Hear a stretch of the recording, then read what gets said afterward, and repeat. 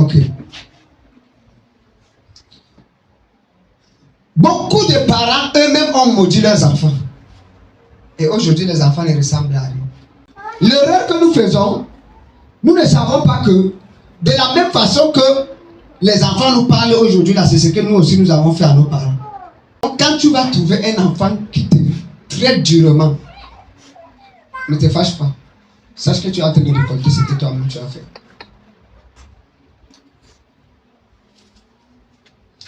Il y a une loi sur la terre, c'est que on récolte ce qu'on a semé.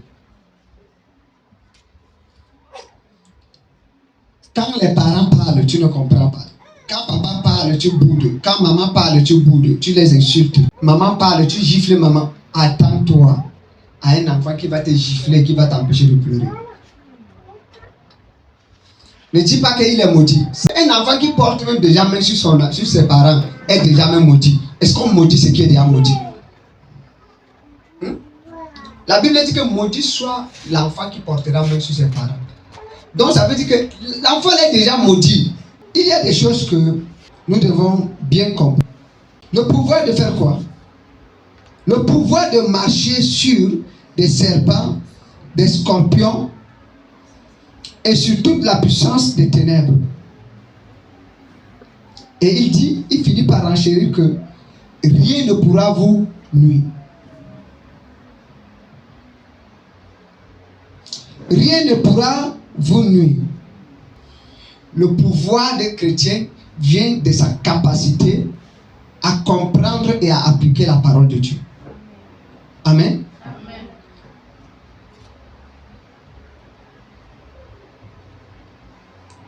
Comment Jésus peut dire que je vous ai donné le pouvoir de marcher sur le serpent et les scorpions, mais Satan continue à faire souffrir les enfants de Dieu? Est-ce que quand on voit les enfants de Dieu sur la terre, ils ressemblent vraiment aux gens qui ont le pouvoir? Est-ce qu'ils ressemblent aux gens qui ont le pouvoir? Non. Nous allons lire Luc chapitre 10, verset 19 et 20. Rapidement, est-ce qu'il y a quelqu'un qui peut nous lire ça? Luc chapitre 10, verset 19 et 20.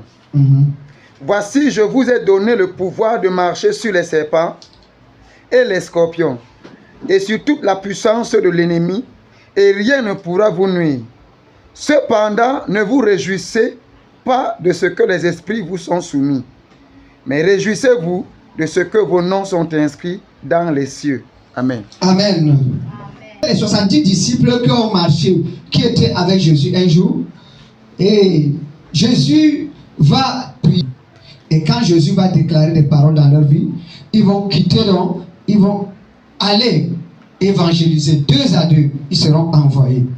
Mais pendant qu'ils sont dans leur champ de mission, la grâce de Dieu va se manifester. Ceux qui n'avaient jamais chassé des démons commencent à chasser des démons. Ceux qui n'avaient jamais manifesté la puissance de Dieu commencent ce jour-là à manifester la puissance de Dieu.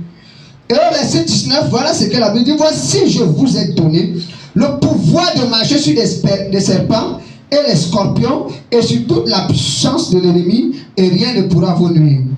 Quand il dit ici la puissance de marcher sur les serpents, nous savons que le serpent, c'est Lucifer lui-même. On l'appelle le serpent ancien. Alléluia. C'est le diable lui-même. C'est Satan qu'on appelle le serpent.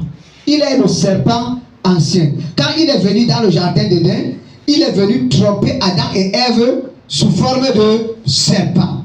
Le serpent, c'est la nature d'une chose qui est rusée. Quand le serpent vient dans ta vie, le serpent va se camoufler quelque part et son but c'est de faire quoi? C'est d'inoculer son venin en toi. Amen. Et il sait qu'en mettant son venin en toi, il va te détruire.